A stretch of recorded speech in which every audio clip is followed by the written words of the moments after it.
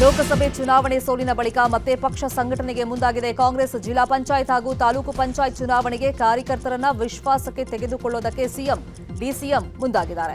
ಇವತ್ತು ಮಧ್ಯಾಹ್ನ ಕೆಪಿಸಿಸಿ ಕಚೇರಿಯಲ್ಲಿ ಕೈ ಕಾರ್ಯಕರ್ತರ ಅಹವಾಲನ್ನ ಸ್ವೀಕಾರ ಮಾಡ್ತಾರೆ. ರಾಹುಲ್ ಗಾಂಧಿ ಸೂಚನೆ ಬೆನ್ನಲ್ಲೇ ಕೈ ಕಾರ್ಯಕರ್ತರ ಅಹವಾಲು ಸ್ವೀಕಾರಕ್ಕೆ ಸಿದ್ದರಾಮಯ್ಯ ಹಾಗೆಯೇ ಡಿಕೆ ಶಿವಕುಮಾರ್ ಮುಂದಾಗಿದ್ದಾರೆ. ನಿನ್ನೆ ಆರಂಭವಾಗಿರುವಂತಹ ಬಿಜೆಪಿ ಕಾರ್ಯಕಾರಿಣಿ ಸಭೆ ಇವತ್ತು ಕೂಡ ಮುಂದುವರಿಯಲಿದೆ. ನಿನ್ನೆ ಸಿಎಂ ರಾಜೀನಾಮೆಗೆ ಒತ್ತಾಯಿಸಿ ಹೋರಾಟ ಮಾಡೋದಕ್ಕೆ ಕಾರ್ಯಕಾರಿಣಿಯಲ್ಲಿ ನಿರ್ಧಾರವನ್ನು ಮಾಡಲಾಗಿದೆ. ಇನ್ನು ಶೀಘ್ರದಲ್ಲೇ ರಾಜ್ಯ ಬಿಜೆಪಿಯಲ್ಲಿ ಮೇಜರ್ ಸರ್ಜರಿ ಆಗುವಂತಹ ಸಾಧ್ಯತೆ ಇದೆ. ಮುಂಬರುವಂತಹ ಚುನಾವಣೆಗಳನ್ನು ಗೆಲ್ಲೋದಕ್ಕೆ ರಣತಂತ್ರವನ್ನು ರೂಪಿಸ್ತಾ ಇದ್ದು ಜಿಲ್ಲಾಧ್ಯಕ್ಷರ ಬದಲಾವಣೆಗೆ ವಿಜಯೇಂದ್ರ ಮುಂದಾಗಿದ್ದಾರೆ ಎನ್ನಲಾಗಿದೆ. ಹಾಲಿ ಜಿಲ್ಲಾಧ್ಯಕ್ಷರ ಬದಲಾಯಿಸಿ ಹೊಸಬರ ನೇಮಕಕ್ಕೆ ಪ್ಲಾನ್ ಅನ್ನು ಮಾಡಿದ್ದಾರೆ. ಕೇಂದ್ರ ಸಚಿವ ಎಚ್ಡಿ ಕುಮಾರಸ್ವಾಮಿ ಮಂಡ್ಯದಲ್ಲಿ ಬೃಹತ್ ಜನತಾ ದರ್ಶನವನ್ನು ನಡೆಸಲಿದ್ದಾರೆ. ಇವತ್ತು ಮಂಡ್ಯದ ಅಂಬೇಡ್ಕರ್ ಭವನದಲ್ಲಿ ಬೆಳಗ್ಗೆ 10 ಗಂಟೆಯಿಂದಲೇ ಜನರ ಅಹವಾಲನ್ನು ಸ್ವೀಕಾರ ಮಾಡ್ತಾರೆ. ಜನತಾ ದರ್ಶನಕ್ಕೆ ಸುಮಾರು 5,000 ಜನ ಸೇರುವಂತ ನಿರೀಕ್ಷೆ ಇದೆ. ಜನತಾ ದರ್ಶನಕ್ಕೂ ಮೊದಲು ನಗರದ ಕಾಳಿಕಾಂಬ ದೇವಸ್ಥಾನಕ್ಕೆ ಭೇಟಿ ನೀಡುವಂತ ಸಾಧ್ಯತೆ ಇದೆ. ಬೇಬಿ ಬೆಟ್ಟ ಟ್ರಯಲ್ ಬ್ಲಾಸ್ಟ್ಗೆ ವಿರೋಧಿಸಿ ಮಂಡ್ಯದಲ್ಲಿ ಇವತ್ತು ರೈತ ಸಂಘ ಹಾಗೂ ಕನ್ನಡ ಪರ ಸಂಘಟನೆಗಳು ಬೃಹತ್ ಪ್ರತಿಭಟನೆಯನ್ನ ಮಾಡಲಿವೆ.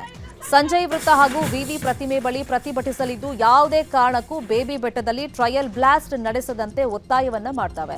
ಇನ್ನು ಜುಲೈ 7ನೇ ತಾರೀಕು ಬೇಬಿ ಬೆಟ್ಟದಲ್ಲಿ ಟ್ರಯಲ್ ಬ್ಲಾಸ್ಟ್ಗೆ ಜಿಲ್ಲಾಡಳಿತ ಸಿದ್ಧತೆಯನ್ನ ಮಾಡಿಕೊಂಡಿದೆ. ಇವತ್ತು ಚಾಮರಾಜನಗರ ಜಿಲ್ಲಾಡಳಿತ ಭವನದಲ್ಲಿ ಬೆಳಗ್ಗೆ 11:30ಕ್ಕೆ ನಗರಾಭಿವೃದ್ಧಿ ಇಲಾಖೆಗೆ ಸಂಬಂಧಪಟ್ಟಂತ ಪ್ರಗತಿ ಪರಿಶೀಲನಾ ಸಭೆ ನಡೆಯಲಿದೆ.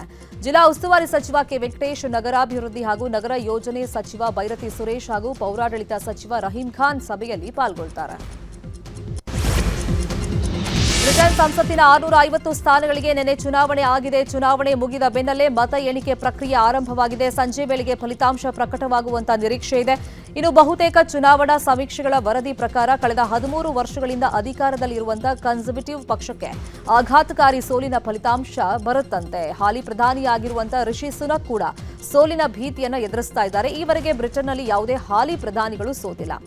ಒಂದು ವೇಳೆ ರಿಷಿ ಸುನಕ್ ಸೋತ್ರೆ ಹೊಸ ದಾಖಲೆ ಸೃಷ್ಟಿಯಾಗಲಿದೆ. ಈ ಬಾರಿ ಕನ್ನಡಿಗ ರವಿ ವೆಂಕಟೇಶ್ ಸೇರಿದಂತೆ ಭಾರತ ಮೂಲದ ಹಲವರು ಚುನಾವಣೆಗೆ ಸ್ಪರ್ಧೆ ಮಾಡಿದ್ದು ತೀವ್ರ ಕುತೂಹಲ ಕೆರಳಿಸಿದೆ. ಉತ್ತರ ಕನ್ನಡ ಜಿಲ್ಲೆಯಲ್ಲಿ ಮಳೆ ಆರ್ಭಟ ಜೋರಾಗಿದೆ. ಜಿಲ್ಲೆಯಲ್ಲಿ ಭಾರೀ ಮಳೆ ಹಿನ್ನೆಲೆಯಲ್ಲಿ ಕುಮಟಾ, ಹೊನ್ನಾವರ ತಾಲೂಕಿನಲ್ಲಿ ಶಾಲಾ ಕಾಲೇಜುಗಳಿಗೆ ರಜೆಯನ್ನ ಘೋಷಣೆ ಮಾಡಲಾಗಿದೆ. ಹೊನ್ನಾವರ ತಾಲೂಕಿನ ಗ್ರಾಮೀಣ ಭಾಗದಲ್ಲಿ ಗುಂಡುಬಾಳ, ಭಾಸ್ಕೇರಿ ನದಿ ಉಕ್ಕಿ ಹರಿದು ಪ್ರವಾಹದ ಪರಿಸ್ಥಿತಿ ನಿರ್ಮಾಣವಾಗಿತ್ತು. ಹೀಗಾಗಿ ಕಾಳಜಿ ಕೇಂದ್ರಗಳನ್ನು ತೆರೆಯಲಾಗಿದ್ದು ಇವತ್ತು ರೆಡ್ ಅಲರ್ಟ್ ಘೋಷಿಸಿ ಶಾಲಾ ಕಾಲೇಜುಗಳಿಗೆ ರಜೆ ನೀಡಿ ಜಿಲ್ಲಾಧಿಕಾರಿ ಗಂಗೂಬಾಯಿ ಮಾನ್ಕರ್ ಆದೇಶವನ್ನು ಹೊರಡಿಸಿದ್ದಾರೆ. ರಕ್ಷಣಾ ಕಾರ್ಯಾಚರಣೆಗೆ ಬೆಂಗಳೂರಿನಿಂದ ಉತ್ತರ ಕನ್ನಡ ಜಿಲ್ಲೆಗೆ ಎನ್ಡಿಆರ್ಎಫ್ ಬಂದಿದೆ.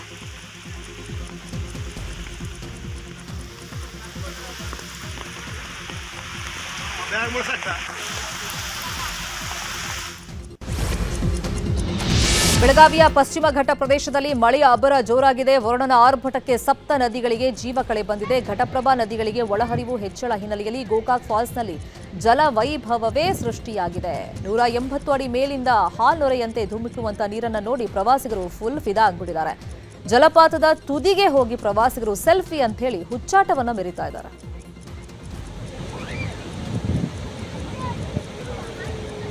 ಹೌದು ಸರ್, ಟ್ರೈನ್ ಬಂದೈತೆ.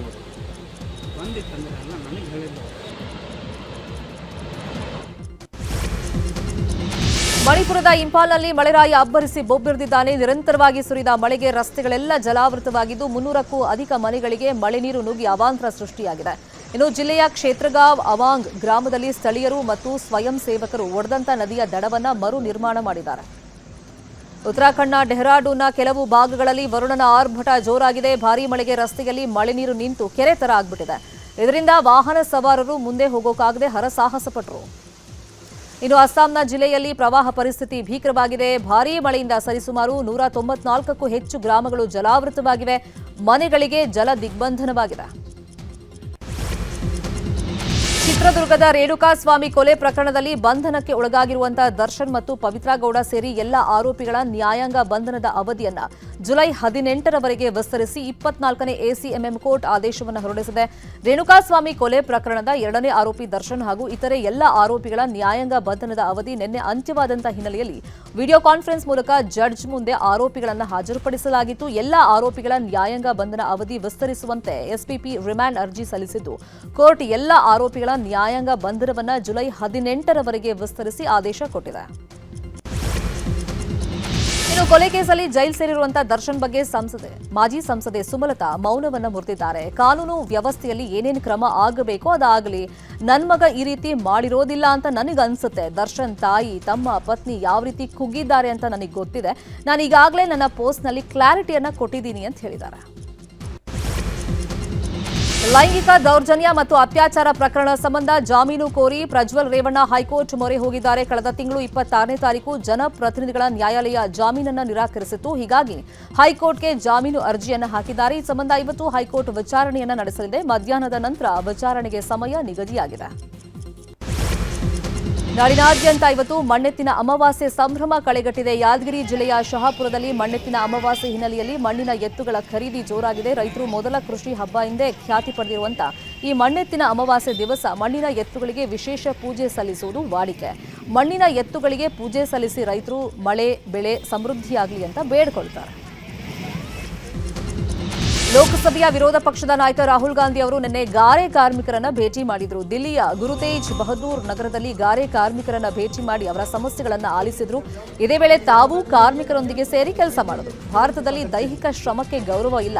ನಾನು ಈ ಹಿಂದೆಯೂ ಇದನ್ನೇ ಹೇಳಿದೆ. ಕಾರ್ಮಿಕರನ್ನ ಭೇಟಿಯಾದ ನಂತರ ಈ ವಿಷಯ ದೃಢಪಟ್ಟಿದೆ ಅಂತ ಪೋಸ್ಟ್ ಮಾಡಿದ್ದಾರೆ. ಅಸ್ಸಾಂನ ಕಾಜಿರಂಗ ರಾಷ್ಟ್ರೀಯ ಉದ್ಯಾನವನದ ಮೂಲಕ ಆನೆಗಳ ಹಿಂಡು ರಾಷ್ಟ್ರೀಯ ಹೆದ್ದಾರಿಯನ್ನ ಹಾದು ಹೋಗಿವೆ. ಗುಂಪು ಗುಂಪಾಗಿ ರಸ್ತೆಗೆ ಬಂದ ಆನೆಗಳನ್ನ ನೋಡಿ ವಾಹನ ಸವಾರರು ದೂರದಲ್ಲೇ ವಾಹನಗಳನ್ನ ನಿಲ್ಲಿಸಿದ್ದಾರೆ. ಆನೆಗಳು ರಸ್ತೆ ದಾಟೋವರೆಗೂ ವಾಹನಗಳ ಸದ್ದು ಮಾಡದೆ ನಿಲ್ಲಿಸಿದ್ದಾರೆ. ಇನ್ನು ಆನೆಗಳೆಲ್ಲ ರಸ್ತೆ ದಾಟಿದ ಮೇಲೆ ವಾಹನ ಸವಾರರು ಮುಂದೆ ಸಾಗಿದ್ದಾರೆ. ರಿಲಯನ್ಸ್ ಇಂಡಸ್ಟ್ರೀಸ್ ಮುಖ್ಯಸ್ಥ ಮುಖೇಶ್ ಅಂಬಾನಿ ಅವರು ಕಾಂಗ್ರೆಸ್ ನಾಯಕಿ ಸೋನಿಯಾ ಗಾಂಧಿ ಅವರನ್ನ ಭೇಟಿ ಮಾಡಿದ್ರು. ನವದೆಹಲಿಯ 10 ಜನಪಥ್ನಲ್ಲಿರುವಂತಹ ಸೋನಿಯಾ ಗಾಂಧಿ ಮನೆಗೆ ಭೇಟಿ ಕೊಟ್ಟರು. ಮಗ ಅನಂತ್ ಅಂಬಾನಿ ಮದುವೆಗೆ ಸೋನಿಯಾ ಗಾಂಧಿ ಅವರನ್ನ ಆಹ್ವಾನಿಸಿದ್ರು. ಸೋನಿಯಾ ಜೊತೆಗೆ ಗಾಂಧಿ ಕುಟುಂಬಕ್ಕೂ ಮುಖೇಶ್ ಅಂಬಾನಿ ಮದುವೆ ಆಮಂತ್ರಣವನ್ನ ಕೊಟ್ಟಿದ್ದಾರೆ. ದಕ್ಷಿಣ ಆಫ್ರಿಕಾ ಮಹಿಳಾ ತಂಡದ ವಿರುದ್ಧ ಸರಣಿ ಕ್ಲೀನ್ ಸ್ವೀಪ್ ಮಾಡಿ ಟೆಸ್ಟ್ ಸರಣಿಯನ್ನು ಗೆದ್ದಿದ್ದ ಭಾರತ ತಂಡ ಇದರಿಂದ ದಕ್ಷಿಣ ಆಫ್ರಿಕಾ ವಿರುದ್ಧ T20 ಸರಣಿಯಲ್ಲಿ ಪಾಲ್ಗೊಳ್ಳಲಿದೆ. ಜುಲೈ 9ರಿಂದ ಬಾಂಗ್ಲಾದೇಶದಲ್ಲಿ ಏಷ್ಯಾ ಕಪ್ ಪಂದ್ಯಾವಳಿಗಳು ನಡೆಯಲಿದ್ದು, ಅದಕ್ಕೂ ಮುನ್ನ ಭಾರತ ತಂಡ ದಕ್ಷಿಣ ಆಫ್ರಿಕಾ ವಿರುದ್ಧ ಟೂರ್ನಿ ಕೈವಶ ಮಾಡಿಕೊಂಡು ಆತ್ಮವಿಶ್ವಾಸ ಹೆಚ್ಚಿಸಿಕೊಳ್ಳುವಂತ ವಿಶ್ವಾಸದಲ್ಲಿದೆ. ಚಿತ್ರದುರ್ಗದ ರೇಣುಕಾಸ್ವಾಮಿ ಕೊಲೆ ಕೇಸಲ್ಲಿ ಸ್ಫೋಟಕವಾಗಿರುವಂತಹ ಮಾಹಿತಿ ಪೊಲೀಸರಿಗೆ ಸಿಕ್ಕಿದೆ ಅನ್ನೋ ಮಾಹಿತಿ ನ್ಯೂಸ್ 18 ಸಿಕ್ಕಿದೆ. ಪೊಲೀಸರಿಗೆ ಹಾಗಾದ್ರೆ ಈ ಕೊಲೆ ಕೇಸ್ಗೆ ಸಂಬಂಧಪಟ್ಟಂತೆ ಮತ್ತೊಂದು ಮಹತ್ವದ ಸಾಕ್ಷಿ ಸಿಕ್ಕಿದೆಯಾ? ಇದು ನ್ಯೂಸ್ 18ನ ಮತ್ತೊಂದು ಎಕ್ಸ್ಕ್ಲೂಸಿವ್ ಸುದ್ದಿ.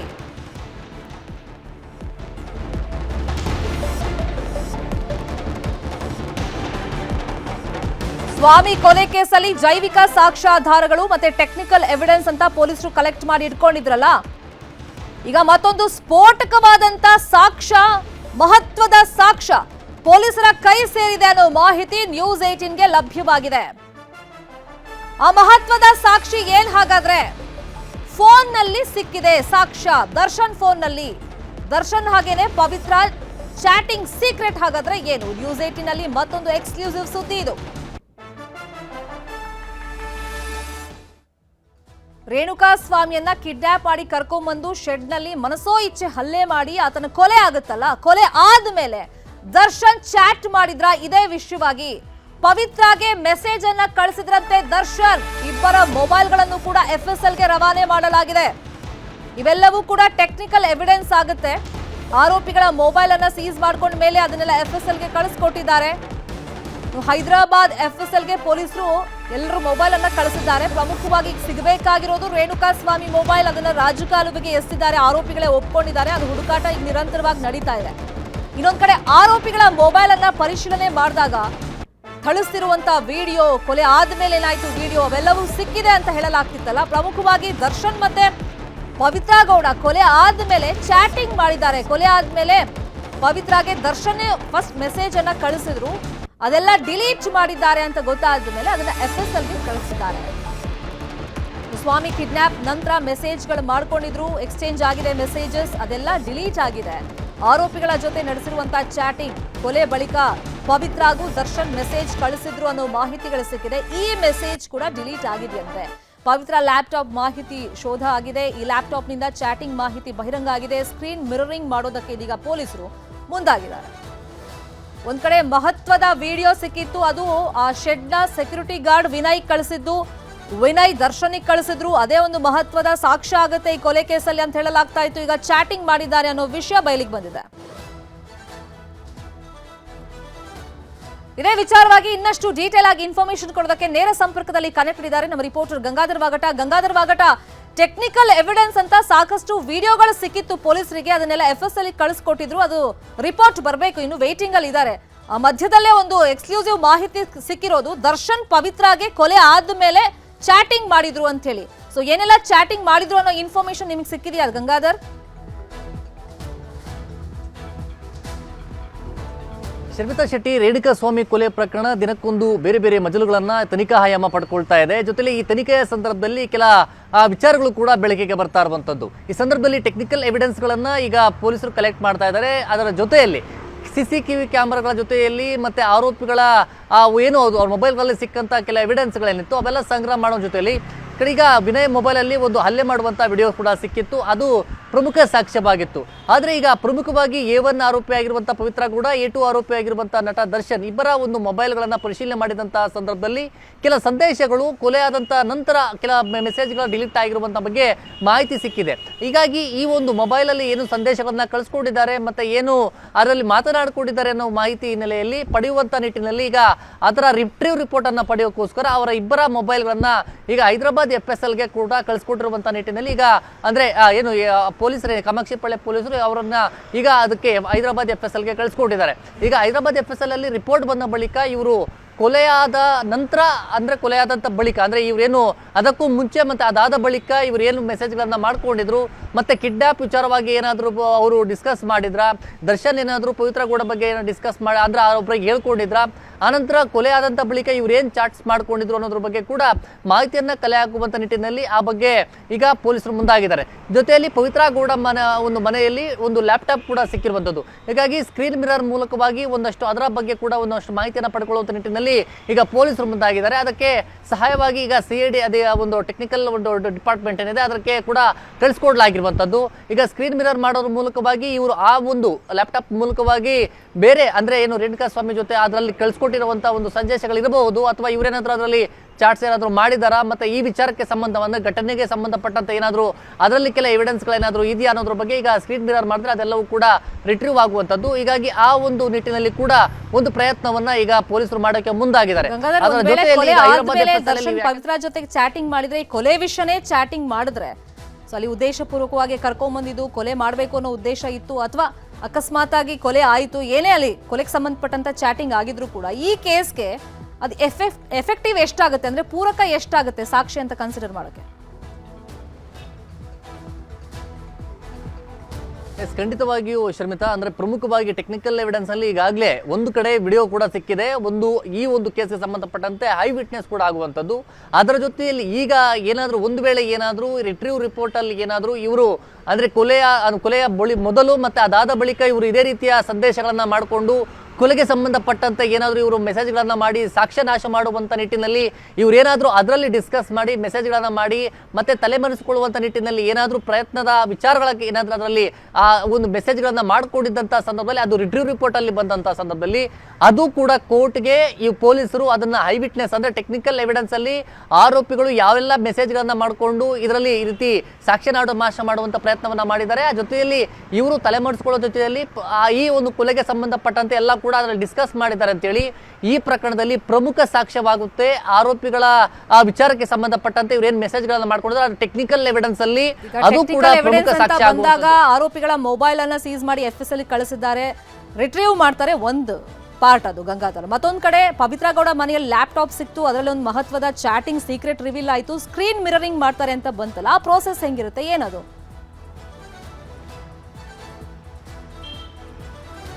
ಎಸ್ ಶರ್ಮಿತಾ, ಪ್ರಮುಖವಾಗಿ CID ಒಂದು ಟೆಕ್ನಿಕಲ್ ವಿಂಗ್ ಅಲ್ಲಿ ಅದು ಸ್ಕ್ರೀನ್ ಮಿರರ್ ಇರುವಂತದ್ದು ಮತ್ತೆ ಅದಕ್ಕೆ ಪಾಸ್ವರ್ಡ್ ಏನು ಕೊಟ್ಟಿರ್ತಾರೆ, ಪಾಸ್ವರ್ಡ್ ಕೊಟ್ಟಿರುವಂತಹ ಸಂದರ್ಭದಲ್ಲಿ ಅದನ್ನ ಆರೋಪಿಗಳಿಂದ ಅವ್ರ ಪಾಸ್ವರ್ಡ್ ಅನ್ನ ಪಡೆಯಲಾಗುತ್ತೆ. ಅದು ಸ್ಕ್ರೀನ್ ಮಿರರ್ ಅಂತ ಅಂದ್ರೆ ಅದನ್ನ ಟೆಕ್ನಿಕಲ್ ಒಂದು ಸೆಲ್ಗೆ ಕಳಿಸಿದಂತಹ ಸಂದರ್ಭದಲ್ಲಿ ಅದನ್ನ ಮಿರರ್ ಇಮೇಜ್ ಮಾಡಲಾಗುತ್ತೆ. ಮಿರರ್ ಇಮೇಜ್ ಮಾಡಿದಂತಹ ಸಂದರ್ಭದಲ್ಲಿ ಒಂದು ವೇಳೆ ಏನಾದರೂ ಲ್ಯಾಪ್ಟಾಪ್ ಅಲ್ಲಿ ಇವರು ಮೇಲ್ ಆಗಿರ್ಬೋದು, ಜಿಮೇಲ್ ಆಗಿರ್ಬೋದು ಅಥವಾ ಮೇಲ್ ಆಗಿರ್ಬೋದು, ಅದರಲ್ಲಿ ವಾಟ್ಸಪ್ ಕನೆಕ್ಟೆಡ್ ಮಾಡುವಂತಹ ವಿಚಾರ ಆಗಿರ್ಬೋದು, ಅದರಲ್ಲಿ ಇವರು ಪಾಸ್ವರ್ಡನ್ನು ಪಡ್ಕೊಂಡು ಒಂದು ವೇಳೆ ಏನಾದರೂ ಆರೋಪಿ ಪಾಸ್ವರ್ಡ್ ಕೊಟ್ಟರೆ ಇವರಿಗೆ ಸುಲಭ ಆಗುತ್ತೆ ಅದೆಲ್ಲ ಕೂಡ ಪಡ್ಕೊಳ್ಳುವಂಥಕ್ಕೆ. ಒಂದು ವೇಳೆ ಏನಾದರೂ ಅದನ್ನು ಅಂದರೆ ಪಾಸ್ವರ್ಡ್ ಕೊಡದಿದ್ದ ಸಂದರ್ಭದಲ್ಲಿ ಅದಕ್ಕೆ ಬೇರೆ ರೀತಿಯ ಪಾಸ್ವರ್ಡನ್ನು ಹಾಕೊಂಡು ಮೂಲಕವಾಗಿ ಅದನ್ನು ಓಪನ್ ಮಾಡುವಂಥ ಕೆಲಸವನ್ನು ಮಾಡಿದ್ರೆ, ಸ್ಕ್ರೀನ್ ಮಿರರ್ ಮಾಡಿದ್ರೆ ಮತ್ತು ಮಿರರ್ ಇಮೇಜನ್ನು ಮಾಡಿದ್ರೆ ಹಿಂದೆ ಇವರು ಯಾವ ರೀತಿ ಮೆಸೇಜ್ಗಳನ್ನ ಮತ್ತು ಮೇಲ್ ಮೂಲಕವಾಗಿ ಜಿಮೇಲ್ ಅನ್ನ ನಂಬರ್ ಅಂತ ಕೊಟ್ಟಂಥ ಸಂದರ್ಭದಲ್ಲಿ ಇವರು ಹಿಂದೆ ಏನಾದರೂ ಒಂದು ವೇಳೆ ಏನಾದರೂ ವಾಟ್ಸಪ್ ಅದರಲ್ಲಿ ಲಾಗಿನ್ ಆಗಿ ಅದನ್ನು ಒಂದು ವೇಳೆ ಏನಾದರೂ ಮೆಸೇಜ್ಗಳನ್ನು ಮಾಡಿದಂಥ ಸಂದರ್ಭದಲ್ಲಿ ಎಲ್ಲವೂ ಕೂಡ ಅದರಲ್ಲಿ ಪ್ಲೇ ಆಗುವಂಥದ್ದು. ಆಗ ಅದು ಕೂಡ ಇವರಿಗೆ ಮೊದಲ ಎವಿಡೆನ್ಸ್ ಆಗುವಂಥದ್ದು, ಸ್ಕ್ರೀನ್ ಮಿರರ್ ಮತ್ತು ಮಿರರ್ ಇಮೇಜ್ ಕೂಡ ಆಗುವಂಥದ್ದು. ಹೀಗಾಗಿ ಈ ಒಂದು ಟೆಕ್ನಿಕಲ್ ಎವಿಡೆನ್ಸ್ ಏನಿದೆ ಇವು ಕೂಡ ಪ್ರಮುಖವಾಗಿ ಸಾಕ್ಷ್ಯವಾಗುತ್ತೆ ಈ ಒಂದು ವಿಚಾರವಾಗಿ. ಆದರೆ ಈ ಲ್ಯಾಪ್ಟಾಪ್ಗೆ ಸಂಬಂಧಪಟ್ಟಂತೆ ಪವಿತ್ರ ಗೌಡರ ಪಾಸ್ವರ್ಡ್ ಅನ್ನು ಏನಿದೆ ಅವರು ಆರೋಪಿಯಿಂದ ಈಗ ಪೊಲೀಸರು ಅದನ್ನು ಪಡ್ಕೊಂಡಿದ್ದಾರೆ. ಅದನ್ನ ಈಗ ಸ್ಕ್ರೀನ್ ಮಿರರ್ ಮಾಡುವಂತ ನಿಟ್ಟಿನಲ್ಲಿ ಈಗ ಮುಂದಾಗಿದ್ದಾರೆ. ಈಗ CID ಅಧಿಕಾರಿಗಳಿಗೆ ಅಂದ್ರೆ ಟೆಕ್ನಿಕಲ್ ಒಂದು ವಿಂಗ್ ಏನಿದೆ ಆ ವಿಂಗ್ಗೆ ಕಳಿಸುವಂತ ಕೆಲಸವನ್ನ ಈಗ ಪೊಲೀಸರು ಮಾಡಿದ್ದಾರೆ. ಅದರ ಪ್ರೋಸೆಸ್ ಸುಮಾರು ಒಂದು ವಾರದವರೆಗೂ ಕೂಡ ಇರುತ್ತೆ. ಅದು ಆದಷ್ಟು ಬೇಗ ಆಗೋದಿಲ್ಲ. ಅದೆಲ್ಲವೂ ಕೂಡ ಟೆಕ್ನಿಕಲ್ ಒಂದೊಂದೇ ಅದರ ಪ್ರೊಸೀಜರ್ ಕೂಡ ನಡಿಬೇಕಾಗಿರೋದ್ರಿಂದ ಅದ್ರ ಸ್ವಲ್ಪ ಸಮಯಾವಕಾಶ ಬೇಕಾಗುತ್ತೆ. ಮತ್ತೆ ಈಗ ಹೈದರಾಬಾದ್ ಕಳಿಸಿರುವಂತಹ ಮೊಬೈಲ್ ಏನಿದೆ ಐಫೋನ್ಸ್ ಆಗಿರುವಂತಹ ಹಿನ್ನೆಲೆಯಲ್ಲಿ ಅಲ್ಲಿಂದ ಬರೋದು ರಿಪೋರ್ಟ್ ಕೂಡ ಸ್ವಲ್ಪ ತಡವಾಗುವಂಥದ್ದು, ಅಂದ್ರೆ ಒಂದು 15 ಡೇಸ್ ಕೂಡ ಸಮಯ ಬೇಕಾಗುತ್ತೆ. ಅದು ಬಂದಂತಹ ಸಂದರ್ಭದಲ್ಲಿ ಇದರ ಈ ಒಂದು ಕೇಸ್ಗೆ ಈ ಟೆಕ್ನಿಕಲ್ ಎವಿಡೆನ್ಸ್ ಕೂಡ ಬಹಳ ಮುಖ್ಯವಾಗುತ್ತೆ. Sharmita, thank you back. Mysuru ಜಿಲ್ಲಾಧಿಕಾರಿಯಾಗಿದ್ದ ರಾಜೇಂದ್ರ ದಿಢೀರ್ ಅಂತ ವರ್ಗಾವಣೆಯಾಗಿದ್ದಾರೆ. ಮೂಡಾ ಕೇಸ್ನಿಂದಾಗಿ ವರ್ಗಾವಣೆ ಮಾಡ್ತಾ ಸರ್ಕಾರ? ಹಾಗಾದ್ರೆ ಸಹಜವಾಗಿ ಈ ಪ್ರಶ್ನೆ ಅಂತೂ ಮೂಡುತ್ತೆ. ನೂತನ ಜಿಲ್ಲಾಧಿಕಾರಿಯಾಗಿ ನೇಮಕಗೊಂಡಿದ್ದಾರೆ ಮೈಸೂರಿಗೆ ಲಕ್ಷ್ಮೀಕಾಂತ್ ರೆಡ್ಡಿ. ಸರ್ಕಾರ ಇವರು ನೇಮಕ ಮಾಡಿದೆ. ಮೂಡಾ ಹಗರಣ ನಡೆದಿತ್ತು, ವಿಪಕ್ಷಗಳಿಗೆ ದೊಡ್ಡ ಮಟ್ಟದಲ್ಲಿ ಅಸ್ತ್ರ ಸಿಕ್ಕಿದೆ. ಸಿಎಂ ರಾಜೀನಾಮೆಗೆ ಬಿಜೆಪಿ ಮತ್ತೆ JDS ಅವರು ಒತ್ತಾಯ ಮಾಡ್ತಾ ಇದ್ದಾರೆ. ಇಂಥ ಟೈಮ್ನಲ್ಲೇ ಇದೀಗ DC ವರ್ಗಾವಣೆ ಆಗಿದ್ದಾರೆ. ಮೂಡಾ ಹಗರಣದ ಬಗ್ಗೆ 15 ಪತ್ರವನ್ನ DC ಬರೆದಿದ್ರು. ಫಸ್ಟ್ ಮೂಡಾ ಆಯುಕ್ತರಿಗೆ DC ಲೆಟರ್ ಅನ್ನ ಬರೆದಿದ್ರು, ಅಂದ್ರೆ ರಾಜೇಂದ್ರ ಅವರು ಪತ್ರವನ್ನ ಬರೆದಿದ್ರು. ಆಯುಕ್ತರಿಂದ ಯಾವುದೇ ರೀತಿಯಲ್ಲೂ ಇವರಿಗೆ ಉತ್ತರ ಬರಲಿಲ್ಲ. ಹಾಗಾಗಿ ಸರ್ಕಾರಕ್ಕೆ ನೇರವಾಗಿ DC ಪತ್ರವನ್ನ ಬರೆದಿದ್ರು. ಹಗರಣದಲ್ಲಿ ಸಿಎಂ ಪತ್ನಿ ಹೆಸರು ಕೂಡ ಕೇಳಿ ಬಂದಿತ್ತು. ಈ ಹಗರಣದ ಪ್ರತಿಧ್ವನಿ ಬೆನ್ನಲ್ಲೇ DCನೇ ಟ್ರಾನ್ಸ್ಫರ್ ಆಗಿದ್ದಾರೆ. ಸದ್ಯಕ್ಕೆ ಪ್ರವಾಸೋದ್ಯಮ ನಿರ್ದೇಶಕರಾಗಿ ರಾಜೇಂದ್ರ ಅವರನ್ನ ವರ್ಗಾವಣೆ ಮಾಡಲಾಗಿದೆ. ಸಹಜವಾಗಿ ಈ ಸಂದರ್ಭದಲ್ಲಿ ವರ್ಗಾವಣೆ ಆಗಿರೋದ್ರಿಂದ ಕುತೂಹಲಕ್ಕೆ ಕಾರಣ ಆಗಿದೆ. ಸೊ ಈಗ DC ಟ್ರಾನ್ಸ್ಫರ್ ವಿಷಯವಾಗಿ ಬಿಜೆಪಿ ಮತ್ತೆ JDS ಯಾವ ತರ ಕಮೆಂಟ್ ಗಳನ್ನ ಮಾಡ್ತಾವೆ, ಹೋರಾಟವನ್ನ ಮುಂದುವರಿಸ್ತಾವೆ ಅನ್ನೋದನ್ನ ನೋಡ್ಬೇಕಾಗತ್ತೆ. ಇದೇ ವಿಚಾರವಾಗಿ ಇನ್ನಷ್ಟು ಡೀಟೇಲ್ ಆಗಿ ಇನ್ಫಾರ್ಮೇಶನ್ ಕೊಡೋದಕ್ಕೆ ಫೋನ್ ಸಂಪರ್ಕದಲ್ಲಿ ಜಾಯಿನ್ ಆಗಿದ್ದಾರೆ ನಮ್ಮ ರಿಪೋರ್ಟರ್ ಆನಂದ್. ಒಂದ್ ಕಡೆ ಮೂಡಾ ಹಗರಣ ದೊಡ್ಡ ಮಟ್ಟದಲ್ಲಿ ಪ್ರತಿಧ್ವನಿಸ್ತಾ ಇದೆ. ಇದೇ ಟೈಮ್ ನಲ್ಲಿ ರಾಜೇಂದ್ರ ಅವರ ಟ್ರಾನ್ಸ್ಫರ್ ಇದೆಯಲ್ಲ, ಯಾವ ತರ ಚರ್ಚೆಗೆ ಕಾರಣ ಆಗಿದೆ? ಶರ್ಮಿತಾ, ಏನು ಮೈಸೂರು ಮೂಡಾ ಹಗರಣ ಇಡೀ ರಾಜ್ಯದಲ್ಲಿ ಸದ್ದು ಮಾಡ್ತಾ ಇರುವಂತದ್ದು. ಇದನ್ನೇ ಅಸ್ತ್ರವಾಗಿಸಿಕೊಂಡಿರುವಂತಹ ಬಿಜೆಪಿ ಕೂಡ ಕಾಂಗ್ರೆಸ್ ಸರ್ಕಾರದ ವಿರುದ್ಧ ಹಾಗೂ ಸಿದ್ದರಾಮಯ್ಯ ಅವರ ವಿರುದ್ಧ ಸಮರ ಸಾರಿದೆ.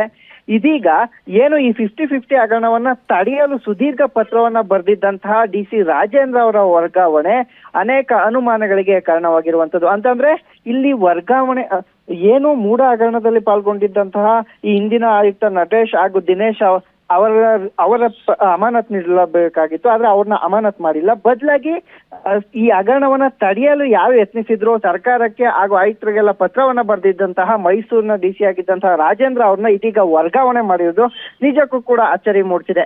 ಅಲ್ಲದೆ ಯಾಕೆ ಈ ನಿರ್ಧಾರ ಕೈಗೊಂಡಿದ್ದಾರೆ ಅಂತಂದ್ರೆ ಪ್ರಾಮಾಣಿಕ ಅಧಿಕಾರಿಗಳಿಗೆ ನಿಜಕ್ಕೂ ಕೂಡ ಕೆಲಸ ಮಾಡಲು ಸರ್ಕಾರ ಅವಕಾಶ ಮಾಡಿಕೊಡ್ತಿಲ್ವಾ ಅನ್ನುವಂತಹ ಪ್ರಶ್ನೆ ಕೂಡ ಕಾಡ್ತಾ ಇರುವಂತದ್ದು. ಶರ್ಮಿತಾ, ಥ್ಯಾಂಕ್ ಯು ಆನಂದ್ ತಮ್ಮೆಲ್ಲ ಇನ್ಫಾರ್ಮೇಶನ್ಗೆ.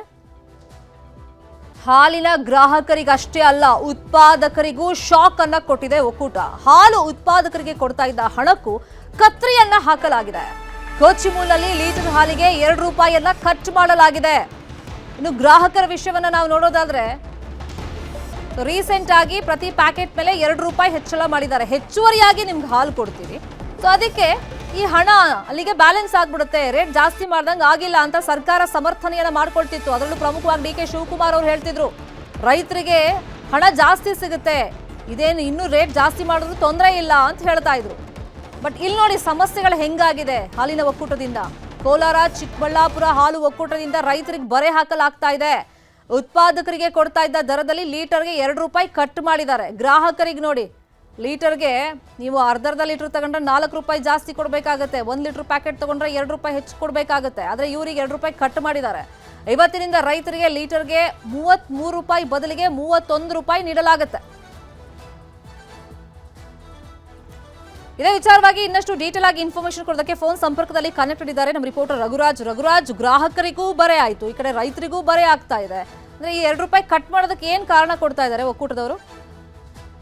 ಶೆಟ್ಟಿ ಏನು ರಾಜ್ಯಾದ್ಯಂತ ಏನು ಹಾಲು ದರ ಏರಿಕೆ ಮಾಡಿದ ನಂತರ ರೈತರಿಗೆ ಈ ಒಂದು ಹಾಲಿನ ಒಂದು ಉತ್ಪಾದಕರಿಗೆ ಹೆಚ್ಚಿನ ಒಂದು ದರ ಕೊಡ್ತಾರೆ ಅಂತ ಎಲ್ಲರೂ ಕೂಡ ನಿರೀಕ್ಷೆ ಮಾಡಿದ್ರು. ಆದ್ರೆ ಈಗ ಕೋಲಾರ ಚಿಕ್ಕಬಳ್ಳಾಪುರ ಹಾಲು ಒಕ್ಕೂಟ ಏನು ಕೋಚುಮಲ್ಲಿದೆ ದಿಢೀರನೆ 2 ರೂಪಾಯಿ ಇಳಿಕೆ ಮಾಡೋ ಮೂಲಕ ಒಂದು ರೀತಿಯಾಗಿ ರೈತ ವಿರೋಧ ಧೋರಣೆಯನ್ನು ಕೂಡ ಇಲ್ಲಿ ಅನುಸರಣೆ ಮಾಡ್ತಾ ಇರೋದು. ಯಾಕಂತ ಹೇಳಿದ್ರೆ ಏನು ಸಾಮಾನ್ಯವಾಗಿ ಹಾಲಿನ ದರ ಏರಿಕೆ ಮಾಡಿದ ನಂತರದಲ್ಲಿ ಆ ಒಂದು ಉಳಿದಂತಹ ಏನು ಮೊತ್ತ ಏನಿದೆ ಅದನ್ನ ರೈತರಿಗೆ ಕೊಡುವಂಥದ್ದು ವಾಡಿಕೆ ಆಗಿತ್ತು. ಆದ್ರೆ ಈಗ ಇಲ್ಲಿ ನಷ್ಟದ ನೆಪವೊಡ್ಡಿ ಅಂತಂದ್ರೆ ಈ ಮೊದಲು ಏನು ಕೋಲಾರ ಹಾಲು ಒಕ್ಕೂಟಕ್ಕೆ ಏನು ತಿಂಗಳ ಒಂದು ದಿನಕ್ಕೆ 9 ಲಕ್ಷ ಲೀಟರ್ ಹಾಲು ಸಿಗ್ತಾ ಇದೆ, ಈಗ 12 ಲಕ್ಷ ಹಾಲು ಸಿಗ್ತಾ ಇದೆ. ಹಾಗಾಗಿನೇ ಪ್ರತಿನಿತ್ಯ ನಮಗೆ ಕೋಟ್ಯಾಂತರ ರೂಪಾಯಿ ಲಾಸ್ ಆಗ್ತಾ ಇದೆ. ಹಾಗಾಗಿನೇ ಹಾಲು ದರವನ್ನ ಇಳಿಕೆ ಅಂದ್ರೆ ಖರೀದಿ ದರವನ್ನ ಇಳಿಕೆ ಮಾಡ್ತಾ ಇದೀವಿ ಅಂತಕ್ಕಂಥ ಒಂದು ಮಾತನ್ನು ಹೇಳ್ತಾ ಇಲ್ಲಿ ಮತ್ತೊಂದು ವಿಚಾರ ಏನಂತಂದ್ರೆ ಇನ್ನು ಡೈರಿಗಳಿಗೆ ಹಾಲು ಒಕ್ಕೂಟ 33.40 ಕೊಟ್ರೆ ಆ ಒಂದು ಹಾಲಿನ ಡೈರಿ ಇದೆ ರೈತರಿಗೆ 31.40 ಕೊಡುತ್ತೆ. ಅಲ್ಲೂ ಕೂಡ ಅವರಿಗೆ ಒಂದು ರೂಪಾಯಿ ದರ ಕಡಿತ ಆಗ್ತಿರೋದು. ಹಾಗಾಗಿ ಈ ನಿಟ್ಟಿನಲ್ಲಿ ಇವತ್ತು ಕೋಲಾರದ ಒಂದು ಹಾಲು ಒಕ್ಕೂಟದ ವಿರುದ್ಧ ರೈತ ಸಂಘಗಳು ಕೂಡ ಪ್ರತಿಭಟನೆಯನ್ನು ಹಮ್ಮಿಕೊಂಡಿರುವಂತದ್ದು.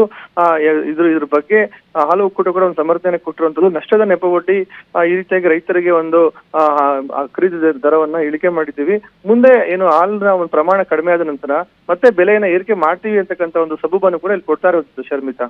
ಇದಕ್ಕೆ ಫಸ್ಟ್ ಆಫ್ ಆಲ್ ಒಪ್ಕೊಳ್ಬೇಕಲ್ಲ, ಯಾಕಂದ್ರೆ ರಘುರಾಜ್ ಸರ್ಕಾರ ಏನ್ ಹೇಳ್ತು, ರೈತರಿಂದ ಅಂದ್ರೆ ಉತ್ಪಾದಕರಿಂದ ಹೆಚ್ಚುವರಿಯಾಗಿ ಹಾಲು ಬರ್ತಾ ಇದೆ, ಅದು ವೇಸ್ಟ್ ಆಗಬಾರದು ಅಂತ ಹೇಳಿ ನಾವು 50 ml ಆಡ್ ಮಾಡಿ ಅದಕ್ಕೆ 2 ರೂಪಾಯಿ ಜಾಸ್ತಿ ಮಾಡಿದೀವಿ. ಮತ್ತೆ ಡಿ ಕೆ ಶಿವಕುಮಾರ್ ಪರ್ಟಿಕ್ಯುಲರ್ ಆಗಿ ಹೇಳಿದ್ದು ರೈತರಿಗೆ ಈ ಹಣ ಜಾಸ್ತಿ ಸಿಗುತ್ತೆ, ಇದೆಲ್ಲ ಇನ್ನೂ ಜಾಸ್ತಿ ಮಾಡಿದ್ರು ತೊಂದರೆ ಇಲ್ಲ ಅಂತ ಹೇಳ್ತಿದ್ರು. ಇದಕ್ಕೇನ್ ಹೇಳ್ತಾರೆ ಅಲ್ಲಿ? ಖಂಡಿತ ಶರ್ಮಿತಾ ಶೆಟ್ಟಿ, ಹಾಲಿನ ದರ ಏನ್ ರಾಜ್ಯಾದ್ಯಂತ ಏರಿಕೆ ಮಾಡಿದ ನಂತರ ಆ ಒಂದು ಏನು 2 ರೂಪಾಯಿ ದರ ಏನಿತ್ತು ರೈತರಿಗೆ ಕೊಡ್ತಾರೆ, 37 ರೂಪಾಯಿ ಹಾಲು ಉತ್ಪಾದಕರಿಗೆ ಸಿಗುತ್ತೆ ಅಂತ ಒಂದು ನಿರೀಕ್ಷೆ ಇದೆ. ಆದ್ರೆ ಈ ಕೋಲಾರ ಚಿಕ್ಕಬಳ್ಳಾಪುರ ಹಾಲು ಒಕ್ಕೂಟ ಒಂದು ಆಡಳಿತ ಮಂಡಳಿ ಸಭೆ ನಿನ್ನೆ ಮಾಡಿದ್ರು. ಅವರು ಒಂದು ತರಾತುರಿಯಲ್ಲಿ ಒಂದು ಆದೇಶವನ್ನ ಪಾಸ್ ಮಾಡಿದ್ದಾರೆ. ಅದರಲ್ಲೂ ಕೂಡ ಇವತ್ತಿಂದಾನೇ ನೂತನ ಪರಿಷ್ಕೃತ ದರ ಇವತ್ತೇ ಜಾರಿಗೆ ಬರುವಂತ ಆದೇಶ ಮಾಡಿದ್ದಾರೆ. ಇದೊಂದ್ ಕಡೆ ಇವರು ಸರ್ಕಾರದ ಗಮನ ಕೂಡ ತರಬಹುದಾಗುತ್ತೆ. ಯಾಕಂತ ಹೇಳಿದ್ರೆ ಖುದ್ದು ಡಿಸಿಎಂ ಡಿ ಕೆ ಶಿವಕುಮಾರ್ ಅವರು ಹೇಳಿದ್ರು, ರೈತರಿಗೆ ಒಂದು ಲಾಭದ ವಿಚಾರಕ್ಕೆ ದಯವಿಟ್ಟು ಯಾರು ಕೂಡ ಅಡ್ಡಿಯನ್ನ ಮಾಡ್ಬಿಡಿ ಅಂತಕ್ಕಂಥ ಮಾತನ್ನು ಹೇಳಿದ್ರು. ಆದ್ರೆ ಸರ್ಕಾರದ ಒಂದು ಗಮನಕ್ಕೆ ತಗೊಂಡ್ಬರ್ತಾನೆ ಈ ತರ ಒಂದು ನಿರ್ಧಾರವನ್ನು ತೆಗೆದುಕೊಂಡಿರೋದು ರೈತರಿಗೆ ಖಂಡಿತ ಒಂದು ಗಾಯದ ಮೇಲೆ ಬರೆ ಎಳೆದಂತಾಗಿದೆ. ಮತ್ತೆ ಹಾಲು ದರ ಏರಿಕೆ ಮಾಡಿ ರಾಜ್ಯ ಸರ್ಕಾರ ಮತ್ತು ಹಾಲು ಒಕ್ಕೂಟಗಳು ಒಂದು ಲಾಭದಲ್ಲಿದ್ರು ಕೂಡ ಈ ತರ ಒಂದು ರೈತ ವಿರೋಧಿ ಧೋರಣೆಯನ್ನು ಅನುಸರಣೆ ಮಾಡಿದ ಇಷ್ಟೊಂದು ಸರಿ. ಅದರಲ್ಲಿ ಕೂಡ ಕೋಲಾರ ಜಿಲ್ಲೆಯಲ್ಲಿ ಕಳೆದ 2 ತಿಂಗಳಿಂದಲೂ ಉತ್ತಮವಾದಂತಹ ಮಳೆ ಆಗಿಲ್ಲ, ಇಲ್ಲಿ ಮೇವಿನ ಲಭ್ಯತೆ ಕೂಡ ಅಷ್ಟೊಂದು ಪ್ರಮಾಣದಲ್ಲಿಲ್ಲ. ಹಾಗಾಗಿನೇ 2 ಜಿಲ್ಲೆಯಲ್ಲೂ ಕೂಡ ಒಂದು ಹಾಲು ಒಕ್ಕೂಟದ ನಿರ್ಧಾರದ ವಿರುದ್ಧ ಸಾಕಷ್ಟು ಒಂದು ಆಕ್ರೋಶ ವ್ಯಕ್ತವಾಗಿದೆ. ಮುಂದೆ ಇದು ರಾಜಕೀಯವಾಗಿ ಕೂಡ ಸಾಕಷ್ಟು ಬೆಳವಣಿಗೆ ಕೂಡ ಪಡ್ಕೊಳ್ಳುತ್ತೆ ಅಂತಾನೆ ಹೇಳಲಾಗ್ತಾ ಇರುವಂತದ್ದು ಶರ್ಮಿತಾ. ಮಧ್ಯಾಹ್ನದ ಮೇಲೆ 2 ರೂಪಾಯಿ ಕಟ್ ಮಾಡಿ ಕೊಡ್ತಿದಾರಾ ಅಥವಾ ಬೆಳಿಗ್ಗೆನೇ ಶುರು ಆಗಿದೆಯಾ? ಇವತ್ತಿನಿಂದಲೇ ಅಂದ್ರೆ 5ನೇ ತಾರೀಕಿಂದ ಅಂದ್ರೆ ಇವತ್ತು ಬೆಳಗ್ಗೆ 5 ಗಂಟೆಯಿಂದಲೇ ಈ ಒಂದು ಪರಿಷ್ಕೃತ ದರ ಒಂದು ಜಾರಿಗೆ ಬಂದಿರುವಂತದ್ದು. ಈ ಒಂದು ದರ ಏನಿದೆ ಈ ಒಂದು ಹಾಲು ಒಕ್ಕೂಟ ಒಂದು ಆಡಳಿತ ಮಂಡಳಿ ಮುಂದಿನ ಒಂದು ಸಭೆ ಮಾಡೋ ತನಕ ಈ ಒಂದು ಪರಿಷ್ಕೃತ ದರ ಜಾರಿಯಲ್ಲಿರುತ್ತೆ. 2 ರೂಪಾಯಿ ಕಡಿತ ಮಾಡಿರೋದು ಅಂತಂದ್ರೆ ಕಡೆ ದೊಡ್ಡ ಪ್ರಮಾಣದಲ್ಲಿ ರೈತರು ಕೂಡ ಈ ಬಗ್ಗೆ ಆಕ್ರೋಶವನ್ನು ವ್ಯಕ್ತ ಮಾಡ್ತಾ ಇರುವಂತದ್ದು ಶರ್ಮಿತಾ. ಥ್ಯಾಂಕ್ ಯು ರಘುರಾಜ್ ತಮ್ಮ ಇನ್ಫಾರ್ಮೇಶನ್ಗೆ.